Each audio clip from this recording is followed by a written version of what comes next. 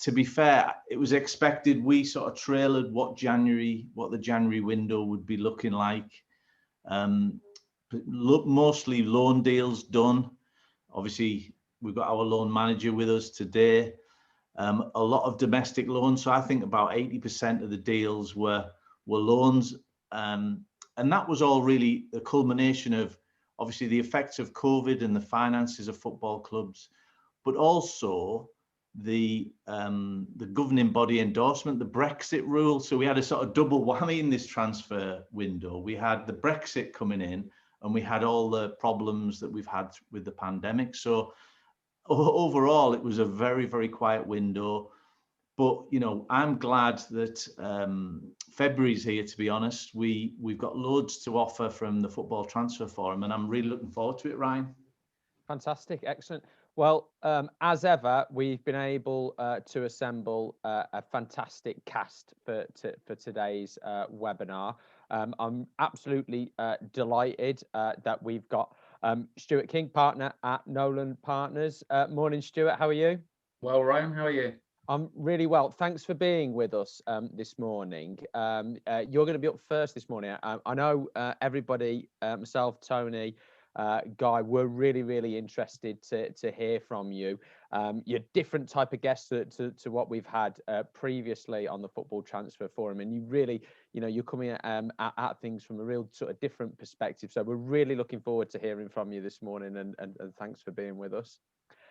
We're also being joined by agent Joe Donkor. Morning, Joe. How are you? Morning, gents. How are we? Sorry, a few technical issues this morning, but glad to be here. And Joe, yeah, all well. Yes, Joe, we've got the same jumper and outfit on. How's that happened? I thought we'd pre-planned this, Tony. I was going to go with the blue, and you were going to go with the grey, but it all worked somehow. I said to everyone, it's jumpers day today, so somebody didn't get the memo. Yeah. Well, it's get the blazer off now, isn't it? Just to relax a little bit. So, you know. And don't worry, like everybody knows that, you know, a few technical issues. It's part of the fabric of the football. Wouldn't be British otherwise, would we? You know. Absolutely. No, great, Joe. Joe, thanks for being with us as well this morning. Really interested to hear what you're up to. I know we've got some really interesting points to discuss a little bit later on. Fantastic. As always, we're joined by Leicester City loan manager Guy Branston as well. Guy, great to see you. We were just saying, great win for Leicester last night. How are things at the club, and how are you? Yeah, very good. I was there Monday, watching our 23s. Vibrant place. It was a lot of staff kicking about, but obviously social distancing and doing all the bits you had to do. Weren't allowed in certain areas and blocked off here and blocked off there. It was struggled to get in the training ground, I'll be honest, but in a obviously a safety way. You know, there's a lot of stuff going on, but the club's in a good place at the minute. New training ground needs to open properly first to really be flourishing in the summer, and hopefully, like I said, we can get those vaccinations done and we can crack on. When we last spoke in January, Guy, I know you were going to go down there and you'd self-position yourself as the person that was going to give the green light on the jacuzzi and the sauna at the new training ground. Has that happened? I'm, like I said, struggling to get in, showing all my ID. I've got some special cards now with fingerprints, you know, all the stuff I need to get in, but they still, you know, want to double check and check. Guy, just from me, how did the loan window, I'll call it the loan window. How did January go for you guys in the loan managers department? I was quiet at the start. I thought more preparation would be done by the club's recruitment departments, not obviously our club, but other clubs. And then right at the end, it was getting really busy. It was daily calls, daily, you know, can you send us clips? Can you prepare this? I was doing a lot of, I personally believe I was doing a lot of their club work, which I was quite surprised of. You know, managers were asking me to send them clips on players and what do you think and where, you know, and I was doing their scouting work for them, which is a nice part of the job because it shows respect and it shows a bit of a pat on the back for me, but also, you know, it's lastminute.com and, you know, we don't really want to be sending clubs players that they're not 100% on and should have done a bit more research. So we have to manage it that way as well. And you probably just felt like saying you should know about this player and you should know if you want him or not before you pick up the phone, eh? Yeah, but you also don't want to dampen a relationship. You understand that I understand being in the EFL, how quick things can change in regards to players all of a sudden leaving, and you need a centre forward, and yes, you worked for a list, but 3 weeks in football is a long time. So there's all these different conversations to be had pretty quick, and then also understand that, you know what, we don't want to stop the lad getting a possible opportunity to go and play football league. So we need to have that discussion with our I suppose, MDT and our management team, and they're always great to get hold of them in this sort of turnaround time. And within 10 minutes, they're calling me back, and we're making decisions on the players. Correct. Good. Excellent. The end of that is me and Tony are still waiting for our invite to the training ground. So it's great that there's stuff going on, but really, you know, if you can make us a priority moving forward, that'd be. Joseph's got more chance than you lot. And then finally today, our company and profile, which we always have on the Football Transfer Forum, like to introduce Chris Hornbuckle from the Total Negotiation Group. Morning, Chris. Morning, Ryan. Morning, everyone. Good stuff. Morning. Chris, I know you're a Leicester fan, so again, yeah. you'll be joyous. You'll be joyous this morning. But we'll be seeing you sort of briefly in the middle of today's session, and again, obviously for everybody on the call, and we've got a really good number of people on the call today. Obviously, you know, Tony, negotiation it's such a vital part.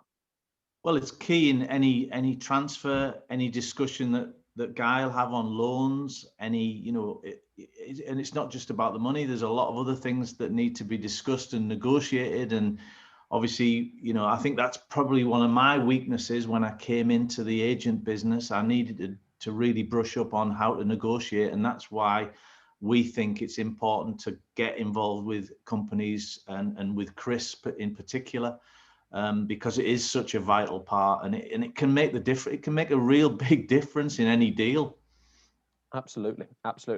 So just a bit of housekeeping before we get going. As always, feel free to share your LinkedIn profiles, your contact details, if you feel comfortable doing so, in the chat section.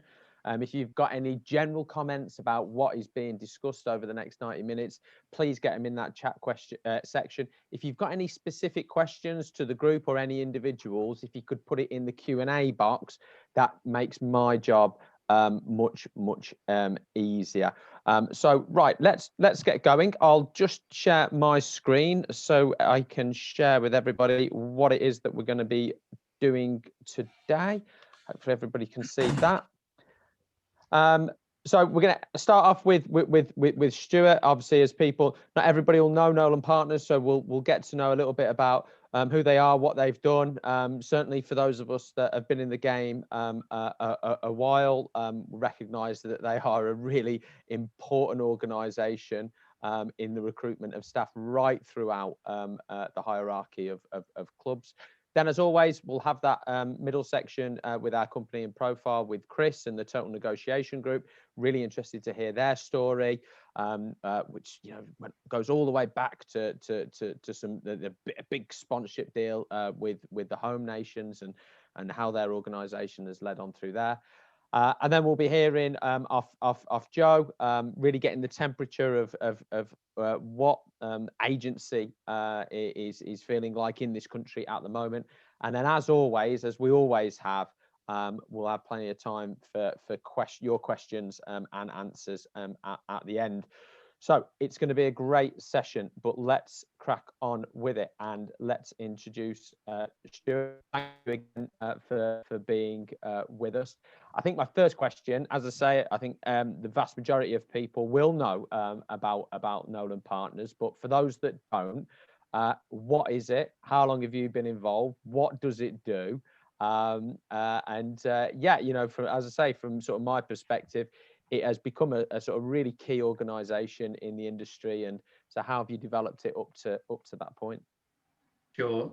So we're an executive search firm that specialise only in the sports industry. So, you know, in essence, we are headhunters. The business was founded in 2006 by my boss, our chairman, Paul Nolan. He was the HR director of the FA for a number of years and would work with headhunters to recruit the most senior roles, you know, chairmen, CEOs, first team managers for the FA, and basically saw an opportunity because these headhunters, whilst they dabbled in sport and dabbled in football, they didn't live and breathe the sector. And as you guys will know, it's such a nuanced space that if you don't live and breathe it every day, you can easily be tripped up. So he set the business up in 2006. We're now based in London, which is our global HQ, but we have offices in LA, in New York and Philadelphia. In essence, we work with ownership groups, boards to appoint the most senior roles within their organization. So we only work at the top end of the market, the most senior leadership roles. In essence, our business is split up into two. We have the corporate side and we have the technical side. So the corporate side will work on mandates to recruit CEOs, presidents, chief commercial officers, things like that. The technical side of the business is the part of the business that I manage globally. And yeah, you know, me and my team, we work with owners, investors and boards again to appoint the most senior roles based at the training ground. So I would say our sweet spot would be sporting directors, technical directors, call it what you want. About 50% of my time and our time is spent on those types of searches. But we also spend a significant amount of time working with clubs to appoint academy directors, heads of player recruitment, chief scouts, performance directors, right through to head coaches as well. You know, we are not agents. We don't represent talent. We only work under full instruction from a club on a clear on a retained mandate. We're paid to be objective. You know, there's no ulterior motive for me with if candidate A or candidate B gets the job.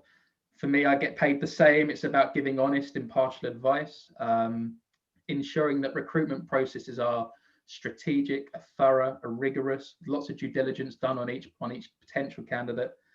And I'm going to candidates that are in good jobs elsewhere a lot of the time as well. So they're not applicants who are, you know, prepared to put their CV out there and apply for a job, particularly in an industry like football with the media attention that surrounds it. So, you know, we are trusted by clubs and associations to manage these types of sensitive searches in a really discreet manner.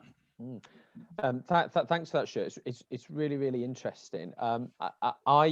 I really want to try and gauge off you what your overall impression is of how football recruits. Obviously, you're working in the space, but you're not working with every single club in Europe, say. You know, you're working, as you say, really with some of the top clubs in our game. Personally, I've been quite critical in terms of, from a macro perspective, how the industry has recruited. First question, one, do you think football sees itself as an industry in its own right, like medicine would or manufacturing would? And what's your overall impression of how efficient and effective recruitment of senior positions is in football? Is there plenty of scope to improve?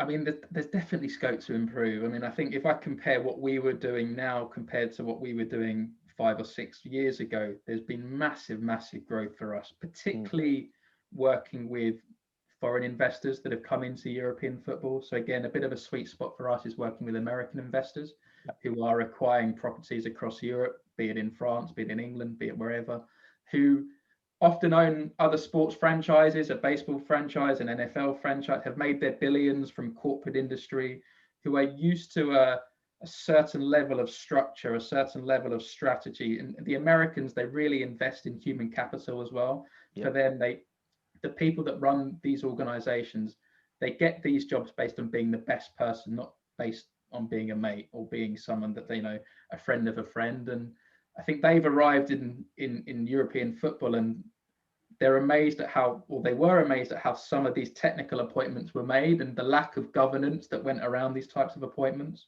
So I'm just looking at some of the stuff we've done recently. Examples would be Aston Villa sporting director a few months ago. So that's an American owner and an Egyptian owner that we work with on that. Yep. AS Monaco sporting director, as well as sporting director for Cercle Bruges, who were their sister club in Belgium. Yep. Vancouver Whitecaps sporting director. We work with Brighton to appoint Dan Ashworth as technical director and David Weir as their pathway development manager. And these are all, it all starts from the owner, right? A club is basically just a representation of the owner and his or her approach to conducting business. And these are all organizations that really were focused on finding the best possible person. And, that they were all global searches as well. These were big, thorough, time-consuming searches. I'm keen because obviously Nolan Partners have been going for like you say quite a while now. I'm really keen to hear how much you feel things have come on. To give you an anecdote, sort of 10 years ago, I compared some of the sort of senior recruitment in clubs to me getting a job at a hospital, because Casualty was my favourite programme on TV, and we were having people from that worked at maybe like Disney or Panasonic that were coming in as like straight into being a commercial director of a football club. And do you think, going back to your points, and I totally agree with you that a football club is the manifestation of whatever the owner is. Do you feel like what's changed? Is it the caliber of the owner? Is it the humility of the owner? Is it the pressure to actually get more things right more of the times? Why is it that those guys are coming to people like yourself perhaps more often, wanting to make better decisions rather than just saying, do you know what, he worked at Disney, that must mean he can do a good job here? Yeah, and look, we're not cheap to use for a club as well. So I think the fact that any club uses us shows the value that they place on finding the right person, not just being blinded by the fact that someone's worked at Disney. And so I think it's all of the things that you mentioned, really. It's football's becoming more and more globalized every year. So it's the continuation trend upwards on that front. The sophistication of the owners is increasing. It's a billionaire's game, not so much a local business millionaires game nowadays, particularly at the top end of the market. So again, these guys they often have other business lines or other sports clubs or franchises where they're used to a certain sophistication around who's running these organizations for them, and more emphasis on ROI. There is more analysis done, and what return are we getting on the investment we're putting into the academy? What return are we? And so as there has been more pressure, more focus on the ROI and everything, often the conclusion is led to that perhaps the people that we've got running those operations we can get more bang for our buck elsewhere, quite simply. Stewart, could I ask a question? It's great to hear you talk about Dan Ashworth. He's a personal friend of mine. He's been a speaker on the Football Transfer Forum, and I remember way back when he was in the academy, he was actually assistant academy director at West Brom, and the academy manager was Adi Boothroyd, and there was Craig Shakespeare down there at West Brom. And it's great that you've obviously, your sweet spot, you say, is sporting directors, and because that's just been growing and growing and growing since those first sporting directors came to England and the Premier League in particular. Can you give out a sort of what's the career path, or what's the learnings that these people have to do to get a chance of one of these sporting director jobs at a reasonable sized club?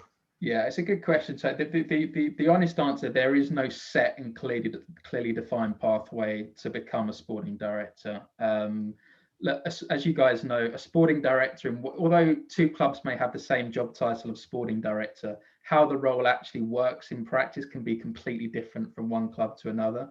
Yeah. So if a club's focus, and again, it all comes down to what the owner wants it to be. If the owner's very focused on improving their player recruitment, or if it's quite a player trading heavy model, then they're likely to want someone from more of a scouting and recruitment background with a strong track record in that area.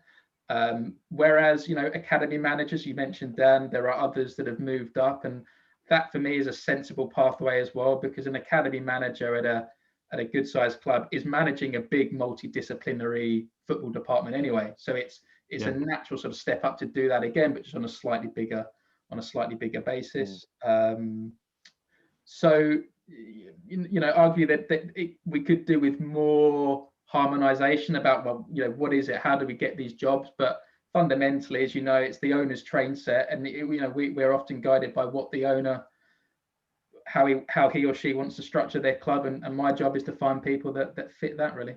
Yeah, I saw the appointment of Christian Speakman at Sunderland, and they wanted a specific, somebody who was a good organizer, somebody who could add structure and put in the processes that they needed to put in, not necessarily somebody who was savvy in the transfer market, knew how to recruit. Is that what your take was on that job?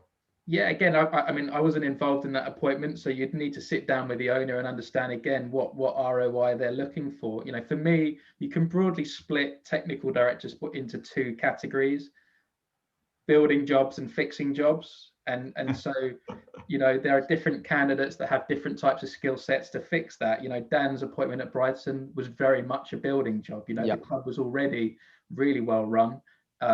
This was about moving it to the next level and bringing that overarching strategic leader in to guide them. But there are other roles that we do where it's a turnaround operation, and they need someone to come in and make quick changes. I bet there's a lot of fixing jobs out there, Stuart. Yeah. You know what? I mean, there may be, but the ones that we tend to do are building jobs, because, you know, as I said, for a club to invest in working with us and you know, the fees that we charge, it's not a decision they've made overnight. It's one that, you know, we've normally had 2 or 3 meetings with an owner before they've commissioned us to go and do a particular service. Yeah, and you didn't put Tony Khan into Fulham then? No.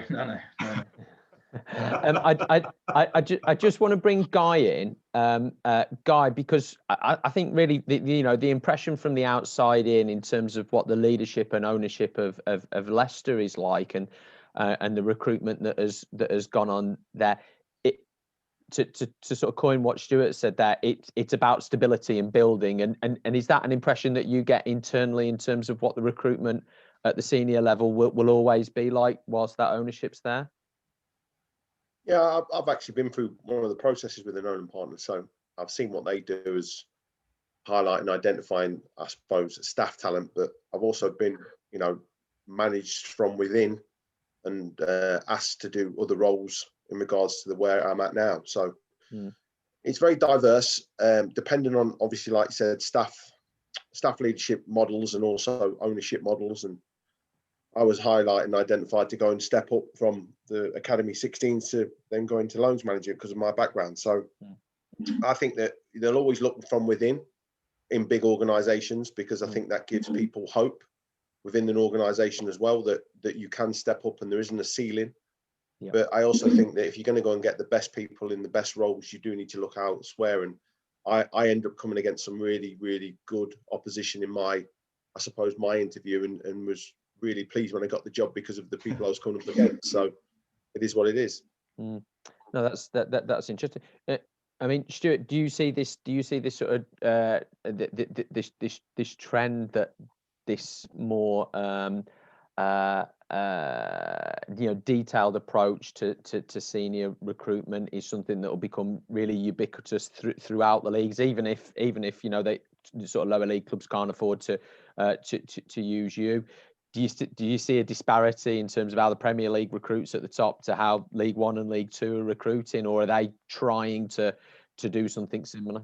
Yeah, I mean, I think it would be fair to say that it's not necessarily the league you're in. You know, there are some Premier League clubs that operate like a League One, League Two club behind the scenes, and there are some League One, League Two clubs that think like Premier League clubs in terms of how they think and how they operate. So even if they can't use us lower down the pyramid, what we are seeing is more attention to the investment of time into the process, the due diligence, and the research that underpins these types of decisions, as opposed to, you know, like you were talking about in the transfer market, that last minute phone call. You know, we've just lost our sporting director, we just lost our CEO. Does anyone know who's out there, and can anyone make any recommendations? You know, I think that will slowly start to fade. Going back to the point I made earlier about football being treated as an industry in its own right, like aviation or medicine, and I don't think we're there yet. I think we're heading towards that. What are the strengths and weaknesses of education attached to industry knowledge in your eyes as a headhunter, as a recruiter?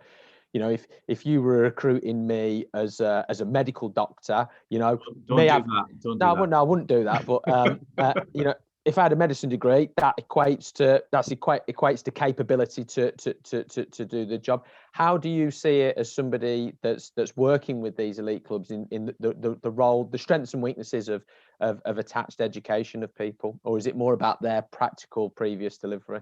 Yeah, I mean, honestly, at the moment, it is so much more centered around experience as opposed to education. And there are a number of different academic qualifications on offer at the moment in the sports industry. And I would always I would never say don't do them. But if your intention is to do it for your own personal growth and development and learning, by all means do it. But the reality is that qualification will not necessarily get you a job. It doesn't work as black and white in that way. So just through my own experience of sitting at the table with owners, rarely are academic qualifications raised by them when thinking about hiring the next sporting director or academy director. Yeah, Stewart, I've done a couple of the FA's talent ID courses, and I see that goes right up to level 5. I'm still in the lower levels. I've done level 2, if you like, and they're quite expensive courses. Do you think that's a potential course that you could look at? Yeah, I mean, I think I'm a fan of the level 5 at the FA because it was made by technical directors. So the content of the course is probably the most relevant content to a technical director or an aspiring technical director moving forward. But as I said, they will all have their benefits if your intention is just to learn and develop yourself. But if you're looking at it like just clearly, I want to get a new job, I want to get this job, what academic qualification can I have? I would say sort of approach that mindset with caution because the reality is a bit different. So is the situation that you almost get treated like a club in some instances? Do sort of agents of prospective sporting directors or chief execs, people working on their behalf, are you being lobbied those people in a way that agents would lobby players into clubs as well?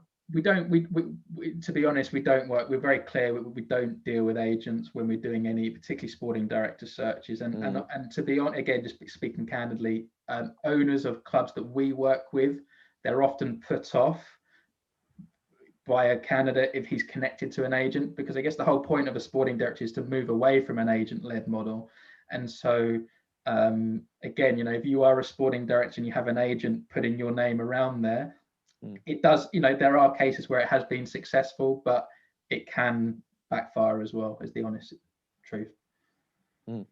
I think that's I think that's really interesting. But I have relationships with agents, and often, if agents will often recommend profiles to me that they've come across through doing a deal or whatever, and it's about networks and relationships on that front for sure. And Stewart, would you be sort of, you're looking at the market and you're seeing what sporting directors are out there, what heads of recruitment, people who potentially, are doing a really good job, maybe at a low level club. Are you doing that on a daily, weekly or monthly basis? Are you looking at the market all the time? All the time. Yeah, all the time. So we pride ourselves in the fact that every search we do, there is a completely fresh piece of research we do for every single search.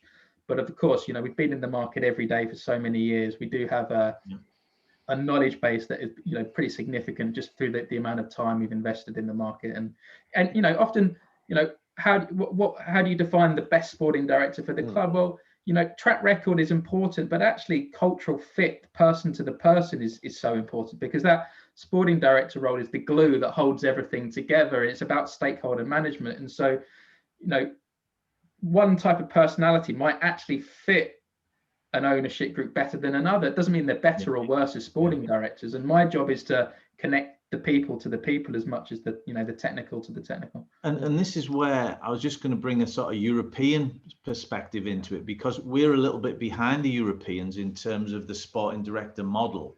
And so maybe would you disagree? Or I think we're very quick to say we're behind the Europeans, but I've spent a lot of time working with European clubs and getting to know sporting directors.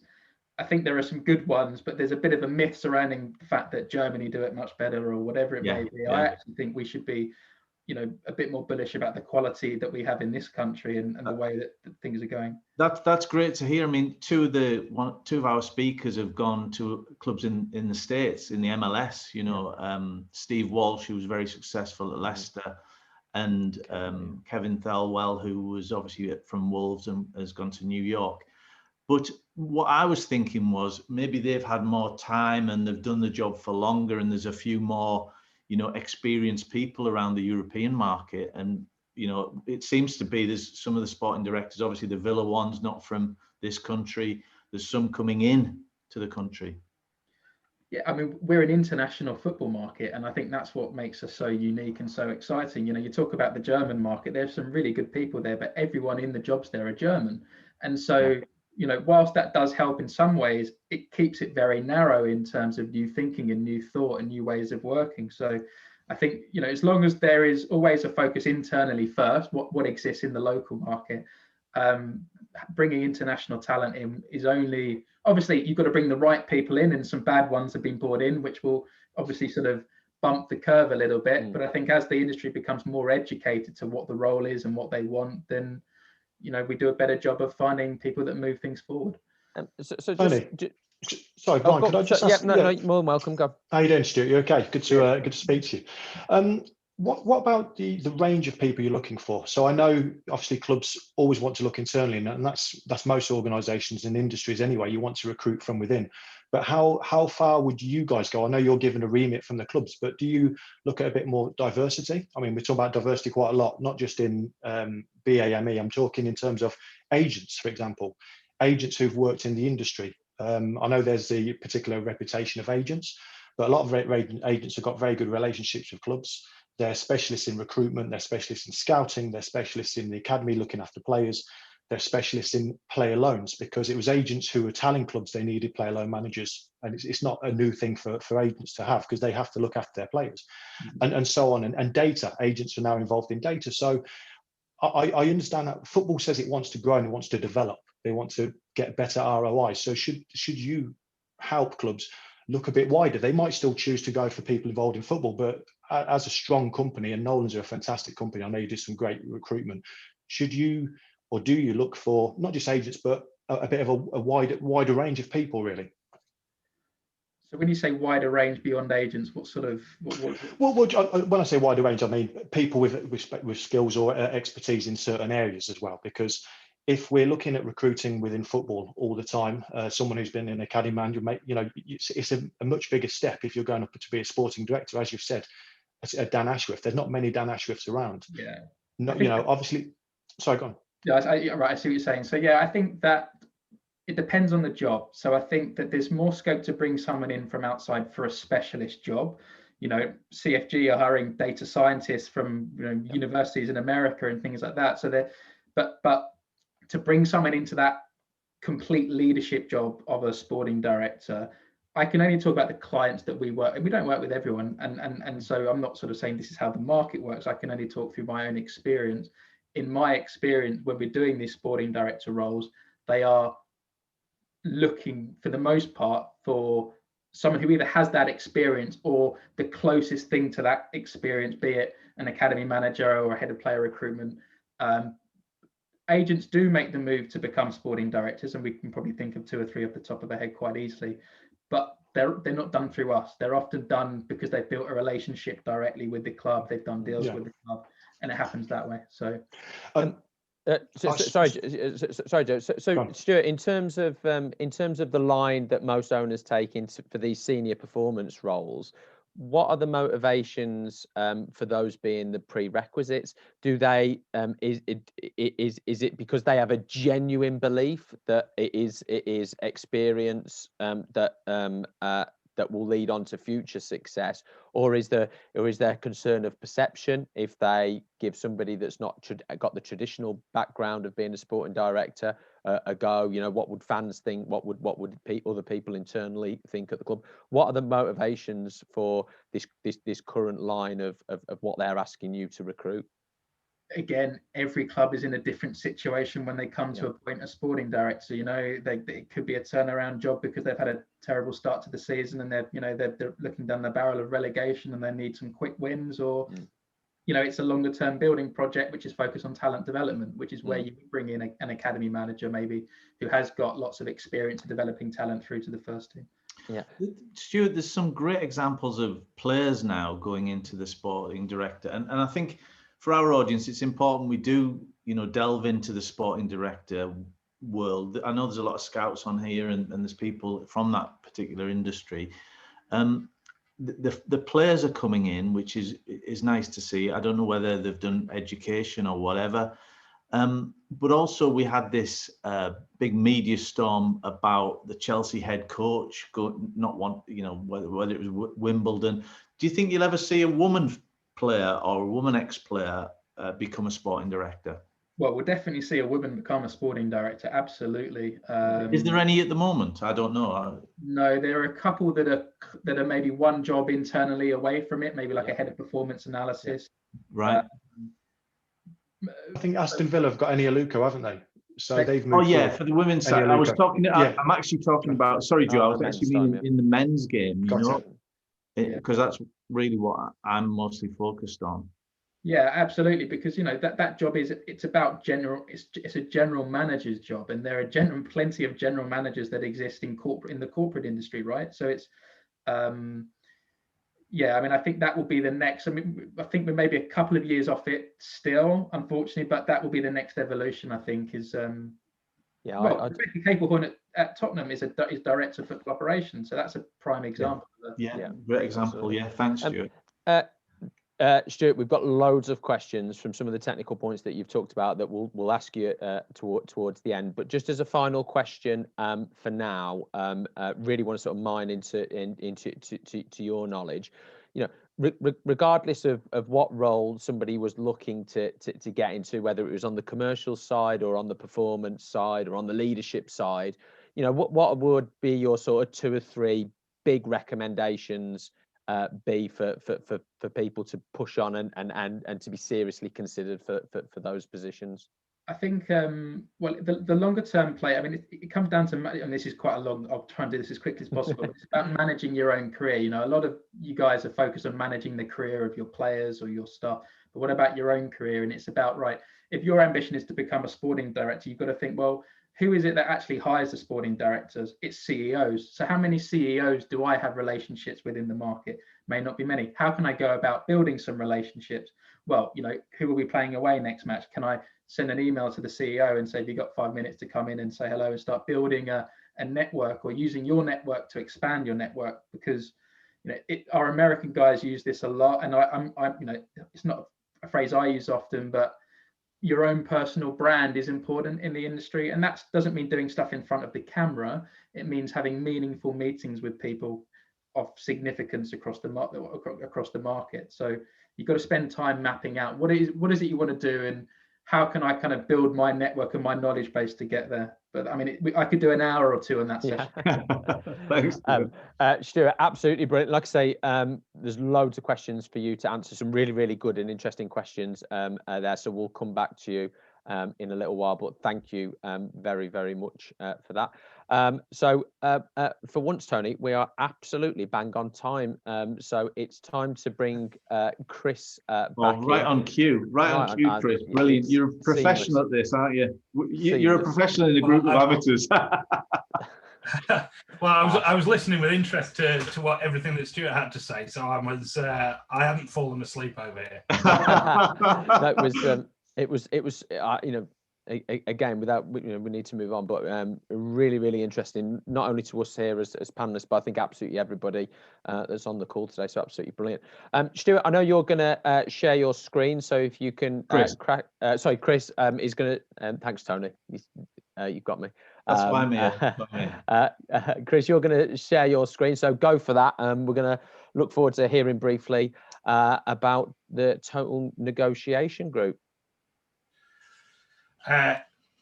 Obviously, I just had a technical issue there with my PowerPoint closing down, so apologies for that. Okay, so just while you're fixing it, just give us a bit of introduction of the Total Negotiation Group and where you started. Absolutely. So yeah, thank you so much. Thanks so much for inviting me in to talk to you all today. My name is Chris Hornbuckle. I'm an associate at Total Negotiation Group, and we are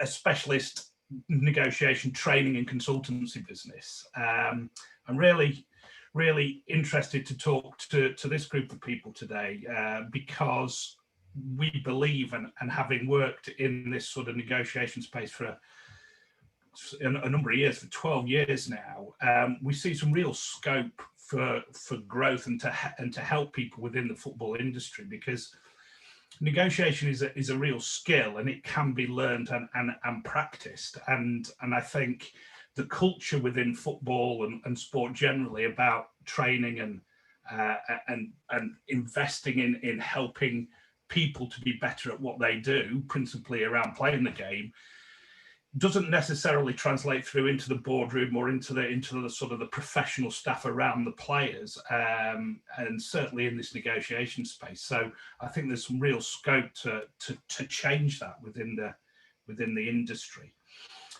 So just to give you a little bit of background about us and Total Negotiation. As I said, we're 12 years old, and we started principally in the FMCG space, so actually dealing with brands selling and negotiating into the big grocery chains. But what we've sort of proven over the last 12 years is unquestionably the principles around first-class negotiation are the same no matter what you're negotiating, no matter what you're selling or negotiating. The principles of structure and the way that you prepare and manage your negotiations is consistent. And we've shown that over the last 12 years by moving our business outside of FMCG and into a whole range of different sectors, whether that's travel or banking or agencies or technology or mobile comms. And so whatever you're negotiating, how you do that and how you prepare for that and how you deliver that negotiation is pretty consistent. And Chris, you were part of the team that was responsible for quite a big negotiation and quite a famous sponsorship deal a few years ago, weren't you?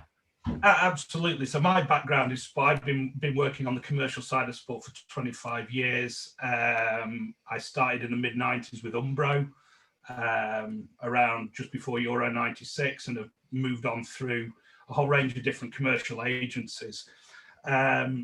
And worked in and around football with those agencies. So I've at various times represented Manchester United or Chelsea or Juventus, and so understand Chris, side of it. Chris, just drop a few big names there. Yeah, keep dropping them. So that's what it's about. Middlesbrough. Did you say Middlesbrough as well? Did you say Middlesbrough? No, I've never worked with Middlesbrough. Tony, you said big names. So that was all around, various different things, from sponsorship or business development, or commercial development, and licensing, right through to matches and tours. So I sort of understand that space. Latterly, I ran the sport team at a big London agency called Cara, and was responsible for taking Vauxhall into football. So I managed that negotiation with all of the home nations and players and various other sort of peripheral football rights around that. And left there in 2014. So spent too short a period of time on the beach in Rio, and came home after World Cup, and left Vauxhall and started working with Total Negotiation Group. And my remit was to create and run the sports team at Total Negotiation, because we just felt there was a real scope and opportunity, and in that time we've sort of developed that sport business, and worked with some really interesting rights holders, NFL and European Tour, people like that, who have used our services not just from a training perspective, but also a consultancy basis, helping them plan and structure negotiations. Great. Well, we've got about 5 minutes left on it, so we're keen to hear what it's all about. Say that again, Ryan. Yeah, we've got about 5 minutes, so we're really keen to hear what it's all about. So our proposition is all around building value into negotiation, helping people understand how to properly negotiate and deliver more sustainable agreements for their organization. Why sustainable? Because it's very rare, particularly in this industry, that we do a one-off deal. We're always building those relationships and actually doing sustainable agreements that both sides and both parties can be comfortable with or satisfied with. It is really important. And the way that we do that is we use, we call them approachable experts. So this is all about using not career trainers, but actually people who have a proper commercial understanding of how deals are put together and have experience in doing them. They're tailored and flexible, so it's specifically around delivering against your organization's needs or your particular interests. So this is not, we're not going to talk to people in this forum about selling fizzy drinks to supermarkets in the same way that we wouldn't talk to Pepsi's sales team about buying and selling the Send It Forward. But actually, everything that we do is about delivering on a practical outcome. So something that's absolutely specific to what you're trying to achieve and actually helps in your real life work. Yeah, Chris, can I just stop you there, Chris? I've just shared in the chat, we've got a free webinar next week where we've got 45 minutes to go into a lot more detail, and you'll get some practical tips and advice from Chris and the guys. So I've just shared that in the chat just in case anybody wants to find out more.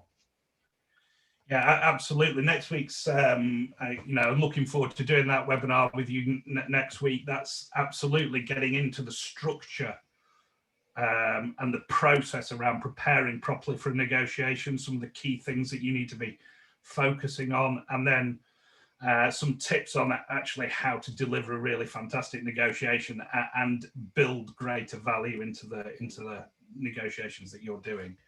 So I'll just give you a sort of a snapshot of some of the clients and some of the people that we work with. As you can see, it's a broad scope of different kinds of organizations, and actually, really open to questions or any thoughts that anybody has around this. Interesting to hear Stewart earlier and talking about some of the things that ownership groups are looking for from a sporting director's perspective. Be interesting to understand how much a negotiation or capability around negotiation features in that as well, because I think clearly, the negotiation is relevant for everybody in that space. You think about the amount of times you're negotiating in your day-to-day role, in any role in that space, and it's quite a lot if you put your mind and think about it. So hopefully the webinar next week will be really useful for people who are getting into that space or already in that space and need to start thinking about it. Fantastic. And I think this there you go. I've got a little bit of a line on the bottom of that slide just to help you as well. Oh, brilliant. Thanks, Chris, for that. I think one of the things I sort of took away from the little 10 minutes there, and I know we'd had a chat previously as well, was this idea of sustainable negotiation. I've made the mistake myself in football of thinking that just because a deal has happened, that means it's a good deal.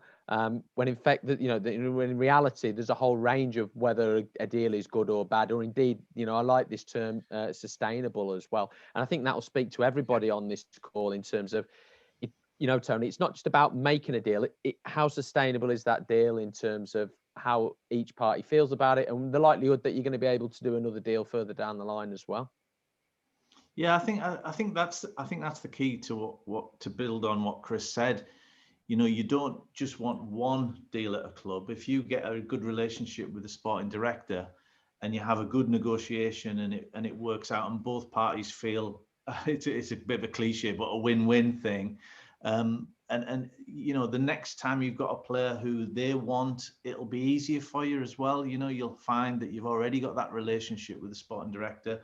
He knows how you work. You respect each other and you respect the process. So, for me, that's absolutely fundamental. Yeah, brilliant. And really, Ryan, our analogy around that.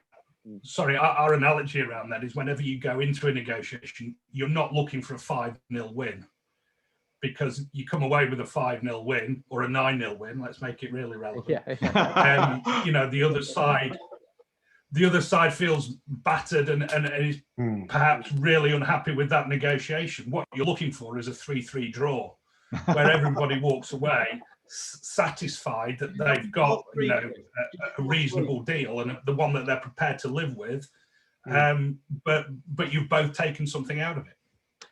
Yeah, absolutely, and really, the final point before we move on is that, as Tony touched on, there's going to be an additional 45-minute event next week, which Tony will send all the details out to everybody that's on this call as well, where Chris will be going into more detail, and really important that negotiation's a skill that can be learned. So in terms of going back to what Stewart was saying about investing in yourself and the path you're trying to get on, a valuable thing, I'm sure, to do. So Chris, thanks very much for your time there. Really interested. Stay on to come back later on, because there's a few questions from people in the audience that I want to put to you a little bit later on as well.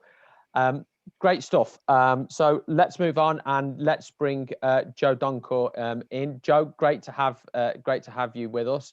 I think my first question to you is, one, how did January go for you as an agent, and really, how do you feel the temperature of football agency is at the moment? We know we've got some potential big changes from a regulation standpoint coming in relatively soon. Speaking to your colleagues or the other agents, obviously yourself, how do you feel about football agency at the moment? I think it's exactly as it panned out, to be honest. If you've been in the industry, talking to agents here that I'm friendly with, and also agents that I work with across Europe, we knew that it was going to be a quiet window, because quite frankly, and especially in the UK, I think the moment I knew that the window was going to be exactly as it is in a lot of loans was when the fans were stopped to go back into grounds, quite rightly, because of the COVID around the country. So clubs are then looking and thinking, we had a little bit of money coming in from a couple of us being allowed to bring fans in. All of a sudden, it's like, when are we next going to be allowed to have fans in the ground? And I don't think it will happen until the end of the season. So thinking, not as an agent, but thinking as a club, you've got to look at the situation and say, do we really need to make changes? Do we need to rock the boat at the moment? You might have found some clubs that were desperate because obviously they're struggling near the bottom, or they're looking to go up, so they might try and do something, but nobody was going to push the boat out. It'd be crazy to do it. If, like, as far as working within a club, I would not have jumped in there and gone crazy and put a deal in there when there's no revenue coming in. So it stay as we are. And I think as agents and myself, I understood it was going to be very difficult, to be fair. So it was a quiet window, but January's never the craziest window. Let's be honest, it's the summer when it all starts. And I do think when hopefully the vaccine rolls out and we're a little bit safer and we can go back into stadiums, I think there will be a bit more movement in the summer, although I don't think it's going to be crazy straight away just yet. Yeah, so I wanted to ask you about that. Was this a sort of calm before the storm, or do you actually think that the summer will still be a bit of a sort of just dipping the toe back in, and a bit of a sort of reserved way of getting back to some sort of normality in terms of the transfer activity? Of course, we've got some fundamental structural changes as well. League One and League Two salary caps. Championship are having an argument between themselves about whether they're going to adopt a salary cap as well. There's some unknowns, I guess, that's maybe holding back some certainty for the summer. Yeah, I think I get accused of being on the wrong side, actually, Ryan, because I'm for salary caps at the moment and in the Championship. I don't think it's going to happen just yet, just because we are in this rocky period where clubs are in such a state. I don't think it's going to be the calm before the storm. I could be wrong, and it could go crazy. This is the UK and it's the best market in the world. But I think it'll grow a little bit. It'll go back to a little bit of normality. And there will be clubs who are going to do the big deals. Things will settle down and they'll want to start moving forward. Those clubs that have looked after themselves, that are sustainable and managed things correctly over the years, will probably have a little advantage because they'll have money that they can spend. So that'd be fantastic for them to invest. Yeah, Guy, I just want to bring you in here. Do you concur there? Do you think it's going to be a not sort of flicking of the switch back to normal in the summer? Do you think it's going to be slowly, or how do you see it? I think agents will have an opportunity to earn money in regards to whatever market's out there and whatever sort of area of disarray like it's been, or even positivity, hopefully in the summer. Yeah. I've got a question to to you guys as, you know, predominantly agents. Is it fair for an agent to charge a fee on a player that they've had no involvement in bringing to the club? So if a club rings up an agent or a club brings up a player and wants to bring a player to the club, but the agent's done no work in it, how can you then charge 5 to 10% of his fee? So, you know, there's loads of different things you can look at, especially in the pandemic, and how difficult it's been for everybody. But there's all these different things we can do to work together to make a positive future in the summer when it opens up again. But I don't think it'd be a quick fix in the summer. I still think it'd be disappointing and difficult. Yeah, Tony, just on that point that Guy makes, do you see what's happened because of COVID? At the same time, we know the regulations are going to be changing, mandated down from FIFA as well. Do you see it as a bit of a reset moment in terms of football's relationship with agents, and at what point will that manifest itself? I do see it as a big reset. I mean, look, football's having a reboot at the moment, isn't it? You know, you've switched the plug off, you've waited 9 minutes, 10 minutes or whatever, you switched it back on, and hopefully it starts up again. But football itself, and when we talked about, I'm on the other side of the argument to Joe, I don't believe in salary caps. I think they're a very blunt instrument. But when the championship, there's a lot of clubs in the championship who are really struggling. You know, when we look at Derby and Sheffield Wednesday, and a lot of the clubs, you know, they're spending lots and lots of money and they're not getting much money in. So football itself's had a reboot. But on top of that, the agency world, we're just waiting for FIFA to come down and say, this is how it's going to be. You know, these are going to be the new rules and regs. These are going to be the guidelines that you have to work to. And I know because of our relationship with the European Football Agents Association, myself and Ryan, are, you know, we're in those discussions. Well, we're finding out about these discussions. We're not, you know, putting any proposals forward. We are hearing back from what FIFA are wanting to do. And they're really wanting to shake up the football agency business. And I think one of the reasons, though, and this is, you know, it's not great from the smaller agents, the medium-sized agents. I think FIFA have seen the big agencies taking a lot of commission, sometimes millions on a deal, you know, operating on 2 or 3 sides of the deal. So the buying club and the selling club, and for the player. And those sorts of issues, which are just a minute percentage of the market. But FIFA are looking at those guys and thinking, how can we reduce the levels of cash that agents are earning at the top end of the game? But even going into that, Ryan, they're taking it from 3 different areas from one deal. I mean, I've seen people take money out of my pocket when I was a player and put it all on my tax form. Even as an agent, put it all on my tax form, you know, and make sure that the agent doesn't get taxed, but the player gets taxed. You know, and all these different things can be looked at and to help the football club. But there's also ways of looking at it as well from the football club's point of view.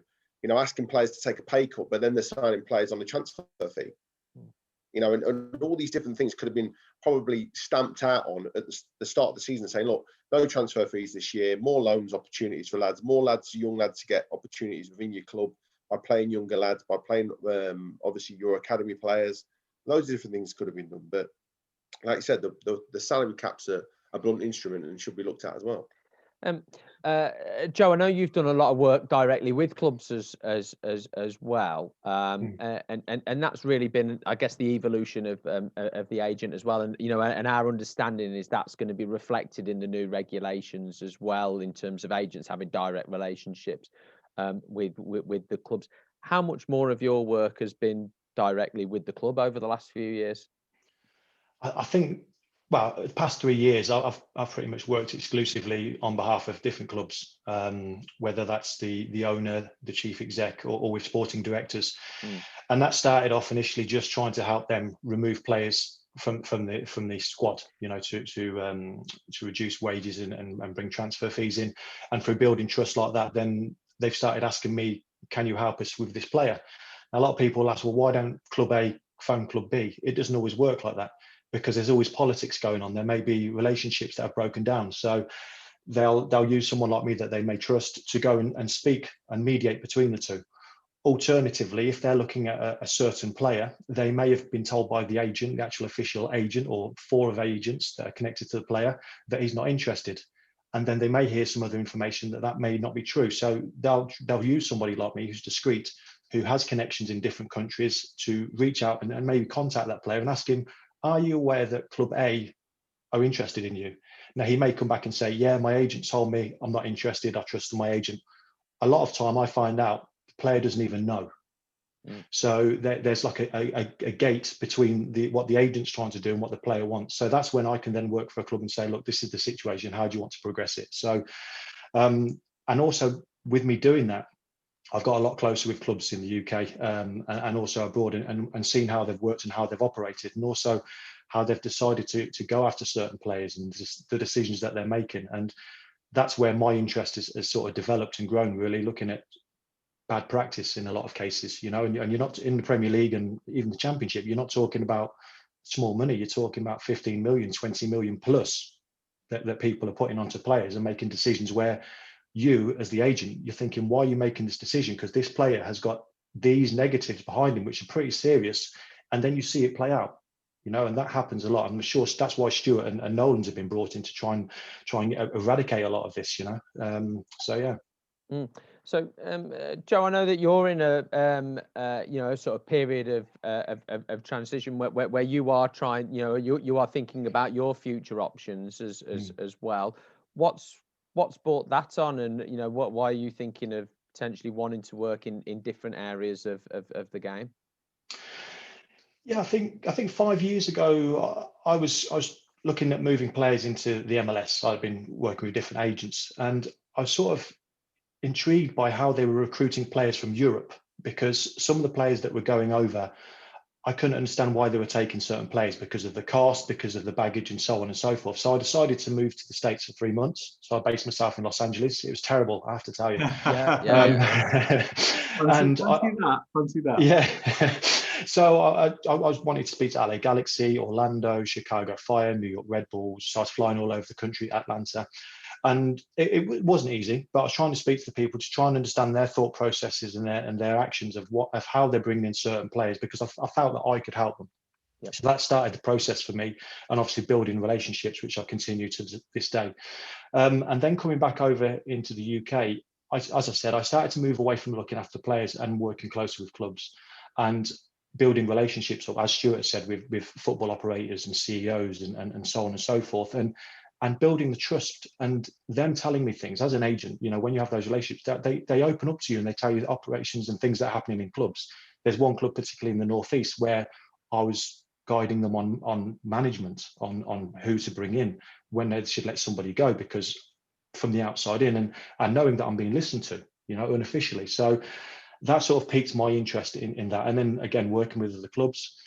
And I think speaking to, fortunately, the network that I've got, I decided that this is the pathway that I want to go down, to become a sporting director. And I wanted to know if I'm insane. So what I did is, with my close network, the people that I think, like Tony, like yourself, if I speak to them and you can say to me, you're talking absolute nonsense, I had conversations with them. So Cheeky Begiristin, Stuart Webber, Ross Wilson, for example, just a few names. And I told them my plans. And I said, I showed them what my ideas were and asked them if I was crazy. And it was very positive feedback that they gave me, and said, well, yes, you know, you've absolutely got the transferable skills, you've got the knowledge, you've got the expertise, you've got the network, and so on and so forth. So that was very positive for me. And that's where the direction of travel I've been on since. So the thing is that's interesting, Joe. I mean, a couple of things are interesting there. One, the MLS, I know that you're not maybe focusing so much on that now, but the MLS is a market that we're doing a lot. You know, we're probably 40% of our weeks are spent working on MLS mandates. Mm-hmm. The MLS is a funny one because it went very international. Those international people that came in arrived and said, excuse my French, this is shit, this is shit, this is shit, moaned about everything. And then when they got a job offer back in England, they disappeared back home. So the Americans decided to become very American again. Yes, that's true. Mm-hmm. But they're now at a point, so you talked about bringing players into the MLS. Actually, the roles that we're doing, sporting director roles, are about bringing Europeans in as sporting director that can close the loop by way of selling players into Europe. So they're building a trading model of signing young assets from Uruguay, Paraguay, Argentina. Almiron being case in point, right? Got sale to Newcastle. They're seeing that their competitive advantage in the global market will be trading these players, these young South Central American, Eastern European players, buying, developing, trading, then using that money to reinvest in the club to then kind of, because what's nice is they work together as a league. It's a shared ownership model. So I actually see the opportunity moving forward, working with MLS clubs looking to sell players to Europe as opposed to buy players. Do you know, Stuart, it's a great point you make. And when we talked about the German sporting directors all being German, you know, I thought that's interesting because, you know, they're now looking to the UK market. You know, 3 players went on transfer from different clubs in the UK. I think Celtic, Man United, I can't remember where the other one was, Leicester, and, you know, went across to Germany. Maybe there's an opportunity for a sporting director to be English focused or British based from our market to work over in that market, as well as any other country that you can mention. I mean, the challenge there though is language. So the guys that come to England from Germany or wherever, you know, a head coach, you know, Pochettino didn't speak perfect English when he arrived in England, but for that sporting director, because it is all about communication, it's all about management. So if you don't speak the language, it's very, very difficult. We're going to do a German course for football. Excellent. Joe, do you think that's a line that a lot of established agents are thinking about diversity? Again, I'm just trying to get the temperature of how agents are feeling about their profession, really. As I say, you've got the sort of the external look. From our understanding, the changes that FIFA are going to put down aren't going to be this huge sea change that people are concerned about. It's not going to be that. There's going to be, to sort of move back to Chris, you know, there is active negotiation going on where there'll be it's about it being palatable for the external stakeholders in footballers, the massive deals, the Mino Raiola deals, taking, you know, tens of £1 million out of deals. Yes, they might be under pressure, but the vast majority is going to be the same. So my question is, in terms of how you feel, what the sort of gauge is, do you think the appetite is as good as ever for people to become agents, or do you see people thinking themselves as being multidisciplinary rather than specifically player focused? So a few bits to unwrap there. I think going back to the changes with FIFA, people like Mino Raiola, it will always be Mino Raiola, and he'll always earn the money that he's going to earn. That's fact. Speaking for myself, as an agent wanting to transition, I know there are a few agents who are looking to do that. I think it makes sense. For me personally, I think it's not because of the difficulties within the market. And the market is difficult. You do have 3 sections. You have the big agents, the middle, and the smaller agents. Okay. For me, it's working closely with clubs and building relationships, and being really disappointed by the management of how these clubs are trying or not moving forward. They're just going a continuous cycle on and on.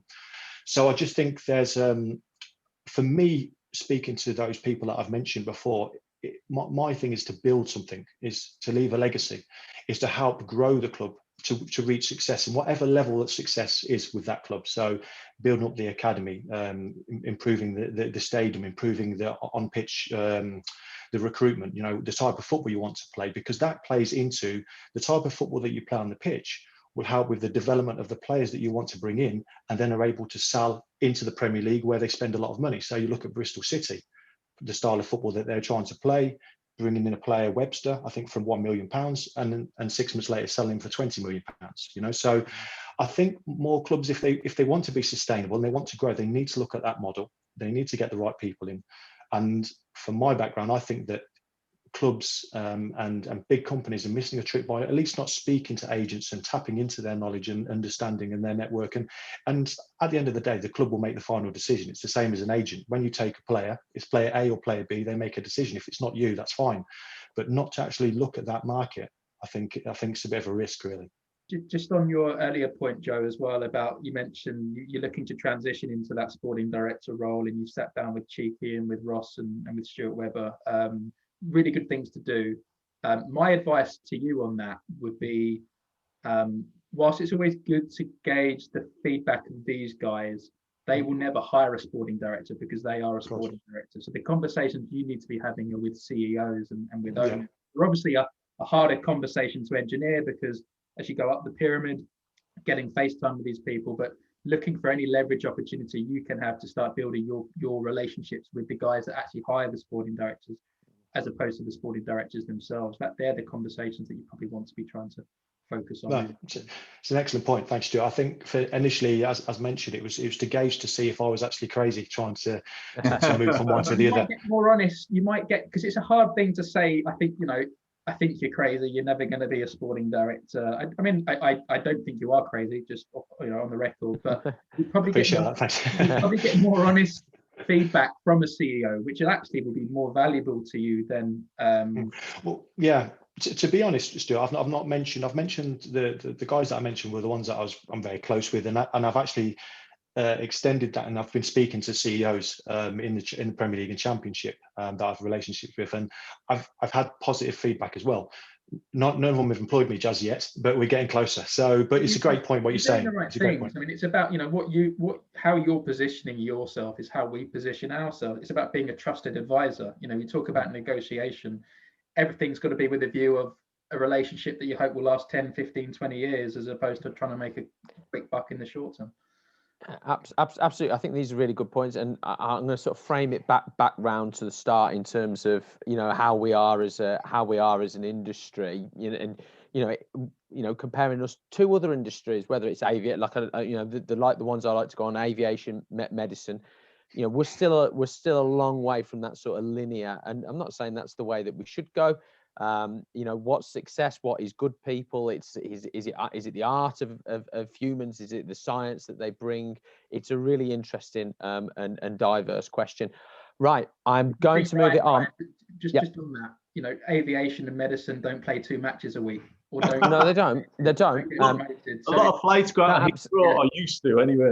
Yeah, but I think, and I totally agree, and I think it is more cut and dry, black and white. But it's the point. The point I make is that I don't think we really treat ourselves as an industry in our own right. I think there's still a lot of sort of external influences that are disproportionate to what happens in other industries. Now, obviously, hearing from you today and knowing the work that you do and understanding how owners are changing that psyche, I do think football is becoming more of an industry in its own right, and I think recruitment will only be more efficient as that goes on.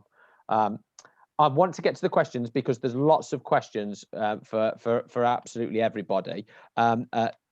Stuart, the first question is for you. Here we go. So it's a question from Eric. Stuart, what's your process for understanding the qualities a club needs in a sporting director? Sometimes I believe the role of the sporting director is directly related to understanding the needs of the head coach. So I think that's an interesting question. You've touched on it a few times. There's lots of variance from club to club. When you speak to owners that are recruiting sporting directors, how much of the conversation and the role is framed around that relationship with the head coach? Yeah, that's a good point. I mean, in an ideal world, the head coach will be involved in the process, not necessarily decide. I mean, he shouldn't decide who the next sporting director is, because it defeats the object of having a sporting director if that's the case. But the head coach will be involved, maybe like signing player at the beginning, in terms of, well, what do you think we do well? What don't we do well?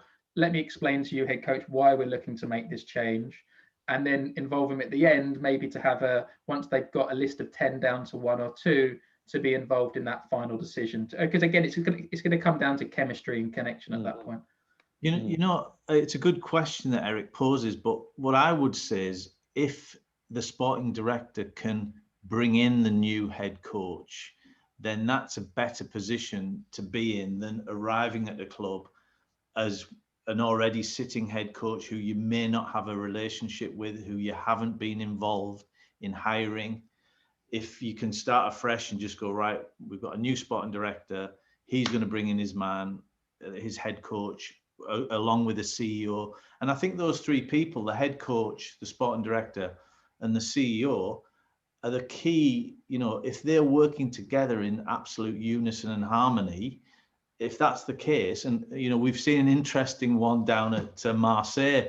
Villas-Boas didn't want the signing, and so if obviously not working in harmony. So if the sporting director can bring in, I think I would actually disagree with that a little bit. I mean, I think you should never make changes for the sake of change's sake. I mean, I think the reality that, sporting directors that I know, they don't want to go in and they would rather, and they should see what exists at the moment, understand the qualities of not just the coach, but the academy manager, the chief scout, and give them opportunity and work with them. And then if they feel that a change should be made, they're making it based off evidence as opposed to. Good point. Shouldn't one of the sporting directors' major assets, in my opinion, be someone who can build rapport with the masses rather than the individuals? And surely you should be leading from the front and saying, look, I can probably negotiate with this guy and build a relationship, even the sternest of head coaches, because realistically, the head coach should know his position in his lane. So that'd be my understanding of the sporting director. And that's so like you look at Villa as an example. Dean Smith had many assets, but one of them was the fact that he was a head coach that was used to working in the model at Brentford, where there was a head coach and a sporting director. The challenge comes when you've got a manager and a club trying to move to a sporting director model, and kind of a conflict exists in that change program. But often coaches are being recruited as, they're being very clear with the coach during the recruitment process, and this is your lane. I think Dean Smith's an interesting one because of, when you look at Villa's recruitment, and they were the only club that spent 14 million on Morgan Sanson. But obviously Dean Smith has brought in some players from Brentford who he knows really, really well. And obviously that's an easy conversation with the sporting director. And I want to bring these guys in. Ollie Watkins, fantastic. Esri Konsa, fantastic. It's a no-brainer. Yeah. Another question, Stuart. People are really, really interested in the process. And there's a question here. They've not put their name, but what's the process in identifying the briefs of what clubs want? And secondly to that, they ask, how do the clubs benchmark and challenge your knowledge of what you're prescribing to the clubs as well? Okay, so in terms of the brief, it's through long conversations, multiple conversations, and ideally with multiple people at the club. So it's not just one conversation with the owner saying this is what I want. It's about then sitting down with the chief exec, even the CFO, or as many, because often what one person thinks of the club is completely different to what another person thinks of the club. And that then sets up the sporting director to fail, and you've got lots of people moving and pulling in different directions. A lot of what we try and do at the beginning is align their thinking and continuously challenge their thinking, so we get to a point between us that we're all agreed what is this job and what type of profile are we looking for. Yeah, and Spencer's just asked a question here about, we've spoke a lot about recruitment within the sporting director's role, but the reality is that it's the overseer of the academy, football science, analytics, the medical department. Is there a fair weighting across all of the responsibilities in terms of the brief, in terms of we want somebody that's got good knowledge in all of these areas, or is it mainly focused on their ability to recruit? Every club is different. It really depends on what is the strategy of the club. If it is a club that's focused on talent and talent development, then the recruitment piece will be still significant, but will be smaller, and maybe that youth development background will carry a higher weighting. So it just depends on what is the strategy. What do they want to get from hiring this person? Okay. Question for Joe from James. James asks, what are your views on the current regulations that were obviously changed back in 2015? Do you believe there needs to be change again? And I guess James is asking, do you think that FIFA made a mistake by deregulating the industry? The license. Yeah, I do. And I think the FA let us down, to be honest, with FIFA as well, because there was more than enough money in both the federations to monitor the agents properly, instead of just making it a free-for-all, to be frank. It's allowed another 1,000 people in England alone to become agents, people who pay £500, and not a lot of people will know, but it's only about 10 to 15% of agents in England anyway who actually make any money. So they're happy to take all this money every year because they have to renew. I had to take the examination to become an agent, and believe you me, it wasn't easy at all. It was a multiple choice, which sounds easy, but it was trick questions. So they'd have 2 or 3 sentences with 1 or 2 words slightly different. They didn't want people to pass. So all those people who did it at first and worked hard and worked through the examination and got through, it's just like, well, who cares? Everyone else can just join anyway. Fortunately for myself, and I can only speak for myself, I've built a network. I've been an agent since 2006, so I have got a network of contacts and managers I know, or sports directors or heads of recruitments or whatever it is. But it's unfair for the new people coming in when there's a real small chance of really making any money or making progress in the business at the moment anyway. Yeah, well, we're fairly sure that the exam is going to come back. What that means for people that have passed the exam before. Tony, I think it's looking quite positive for people like yourself and Joe, that maybe there'll be some grace and you won't have to take that test again. But I think that's. Go on, Tony. It's a bit like your driving test. If I didn't know, I'd probably fail. Yeah, no, I haven't. I've seen you driving. Yeah, I was going to say I've been in the car with you, Tony, and you would fail. But Ryan, yes, sorry. It's going to be difficult because there's lots of people who are paying for their licenses now. So the FIFA won't be able to just say, well, you can't be an agent. You have to get rid of all your players. They might set a time limit of 2 years. You have to pass one of these exams. It's just a mess, really. I mean, the other thing that, when you pass an exam, and mine was 2002, wow. there's no responsibility to do any CPD now. That needs to be sorted out, doesn't it? You need to be able to. Again, we understand that will be the case. We've not been invited to have a look around any apartments in Neon just yet, have we, Tony? But we're waiting for that. No. We're waiting for that call. A question for Chris. Chris, Matthew asks, your syllabus, your tact, your philosophy on how you teach negotiation, how does it differ from the work of Chris Voss, which I think is absolutely, I think a lot of people on this call know Chris Voss, or say Harvard's negotiation workshop. Is yours solely based on football and sport, or is it utilised in a sort of generic sense across all of business? Well, we've got our own proprietary process for preparing and delivering and executing negotiations. What's absolutely fair to say is that quite a lot of the language that people use in negotiations is very consistent. Yep. So Harvard Business School, people like Chris Voss, who is, I think, he's far more a hostage negotiation, isn't he, rather than hard-nosed commercial negotiation. Yeah. So a lot of the language that they use is pretty consistent. We have more parts of the process to think about because it's far more focused on sort of commercial outcomes.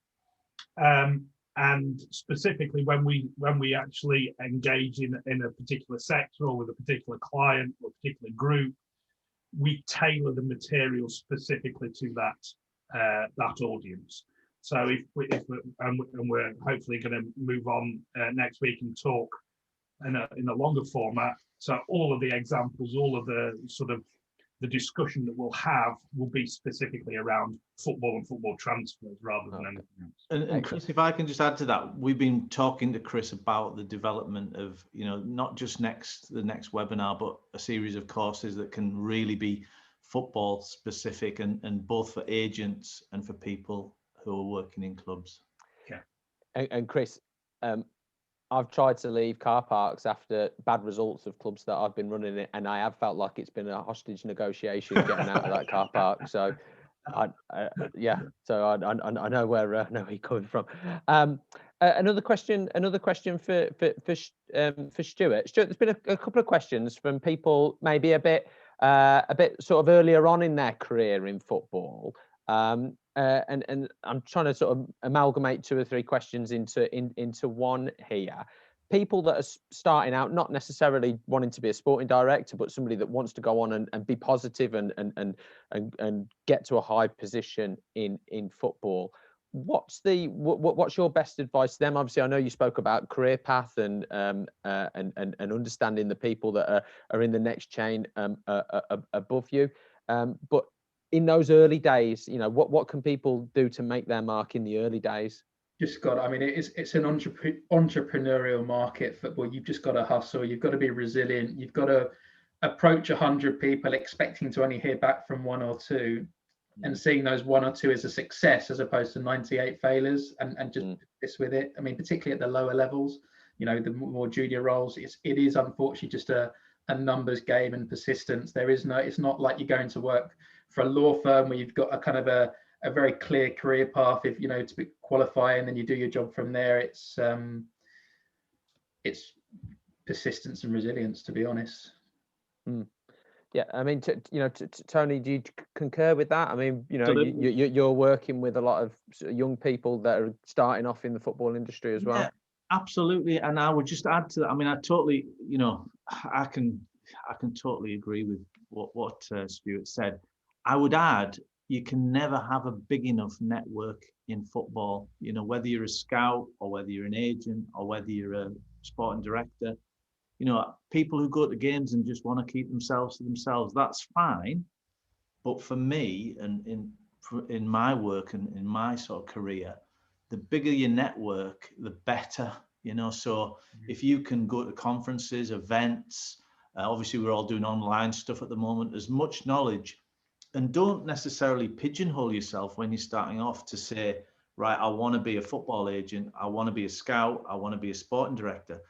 Try everything. Do as much as you possibly can. See what, and maybe volunteer for stuff as well. You know, I know it's hard, but maybe volunteer. I'll do a bit of scouting work for you for nothing as a trial basis. See how you go. They might like you. You know, so for me, build that network.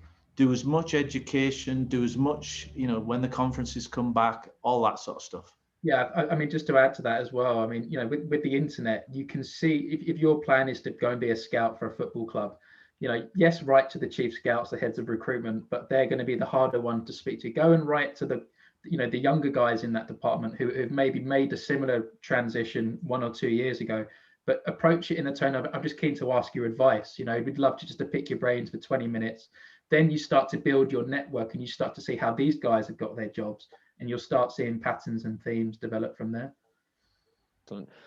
I just want to ask one final question before we wrap up. Actually, somebody else had asked me to ask this question before today, and Carl has asked a similar question as well. The National League is facing the outcome of a really important vote that's going to be determine whether that those 3 leagues continue. I really want to ask everybody, you know, on the call, how we feel the outcome of that should be, and whether that is a real danger of hurting our pyramid. Stewart, I'll come to you first. Are you aware of the vote? What do you think? Should the rest of football be supporting those 3 leagues in particular to get the season done? Yeah, I mean, I'm probably the worst person to ask on that one. Come to you first. So I'm going to throw the ball to someone else on that, I think. Okay, I'll go to Joe then. Joe, I'm sure you know a lot of clubs. No problem. Thanks, Stuart. I think it's difficult because at that level down, National League and North and South, I don't know how many of those players are full time. So that someone will be working in other jobs or whether working at home. So it's whether when you're dealing with Premier League players and Championship, you know, you're saying to these players, look, you know, you need to protect yourself as much as possible to keep this virus away from you because you're too valuable. Now, that's not to say those players down the leagues are not as valuable, but there's not as high a price for them to play. Obviously, for the club there is, because the club needs to survive. So. Yeah. It's a very, very difficult one, to be honest. And I'd like to hope that the other clubs help and maybe pay for some of the testing, but I don't know. It's difficult. Yeah, I mean, as Guy, as you'll know, you know, the National League, you know, almost exclusively full-time, North and South, big chunk of clubs are full time as well. I'm sure you've had clubs on loan there, and you've dealt with lots of clubs of there.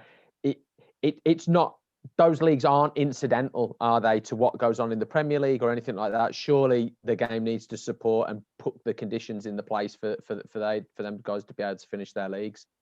Yeah, but the owners need to put place in supporting them. You know, the people that want to buy these football clubs and make out like they're club owners, as much as the Premier League needs to be involved in all the pyramid, which I also believe as well. I think there's a big thing about, you know, really going out and being a club owner and making sure that you can support your football club in tough times. Yes, this is uncharted tough times, but you should have the money in the pot to be a club owner. And the players that are in that level are very much important to the levels above, in my opinion. Yep. And if you're part of the pyramid, you're part of the eliteness. Fantastic. Tony, final point from you? North and South, no, forget it. National League. Nationally, I was speaking to a sporting director. Just chuck my medal away. Just chuck my medal away. That I would. I was speaking to one of the few sporting directors in the National League, and they want to keep it going. They want to have an outcome. They've got to this point, which is, you know, over half the league's done. They've got to it. They may as well finish off, and if the owners can afford to do that, then I think that's what will happen. We do seem on the last leg of it, to be honest. You know, we've gone so far now, so you would probably think, let's try and get it through to the end. Joe, we started these webinars because of the pandemic, and we asked our audience in June, when are we going to get football back? And they said September, right? So we've been that was a big audience of people in football. So we've been totally, you know, broadsided by this. We're in February. Guys, that brings us to a close today. I've personally really enjoyed the insight from anybody today. It's definitely had a different feel to what we've spoke about before. Stuart, I want to thank you for your real honest practical advice and experience from the work that you do, and I'm sure everybody on this call will be following Nolan Partners moving forward. Joe, absolutely great insight from yourself as well. Good luck for everything that you're doing. Chris, as mentioned, Tony will be sending out all the invites to the event that's happening next week. But thanks for your input, Guy. As always, thank you for your input. Me and Tony are available any day to come down to the training ground to just not after Tony's comments. You can come, but not after Tony's comments. Let it go. Let it go. People at that level, live Spartans. Yeah, that's not even real. Just before we do go, wanted to make you aware of the next event that we're doing with the European Football Agents Association. It's the next in the series of our Doing Business In, which has gone absolutely brilliant. The last one in America was absolutely fascinating. I'm still getting my head around the fact that the players are employed by the league and they get their pay slips from the league. In really great model. But we're leaving New York to heading down to Brazil, which is of course a completely different market, and we're going to be getting our teeth into third-party ownerships. Copacabana Beach, Tony. You know, we're going to be diving straight in. Unfortunately, it's not live. It's from Jesmond. you ruined me line there, Ryan. I mean, Chris even mentioned Rio in the webinar, which was great. I was hoping to be on the beach at Rio to deliver this. So that's the bad news. Obviously, Boris has stopped us flying to Brazil. The good news is, it's an official announcement. I'm just announcing that Marcus Motta is going to be our special guest speaker. Now, for those of you who don't know him, Google him. He is the go-to man for anything sports law, Brazil, top Brazilian players. He's one of the best sports lawyers on the planet. So we're so lucky to have him as our guest speaker. I'm really looking forward to it. So that was on the 25th of February. So hopefully you can join us for that. Fantastic. We've gone a few minutes over time, but really appreciate everybody's attendance that's tuned in today, and all your questions and your insight again. And once again, thanks to everybody that's been a panelist today. So hope everybody has a great rest of their week, and we look forward to seeing everybody again soon. Great. Guys, thank you. Thanks, guys. Bye-bye. Thanks a lot, Cheers. guys. Brilliant. Thank you, guys. See you soon. Thanks, guys. Well done. Take care. Take care. Bye for now. Thanks, fellas. Thanks. Cheers, boys.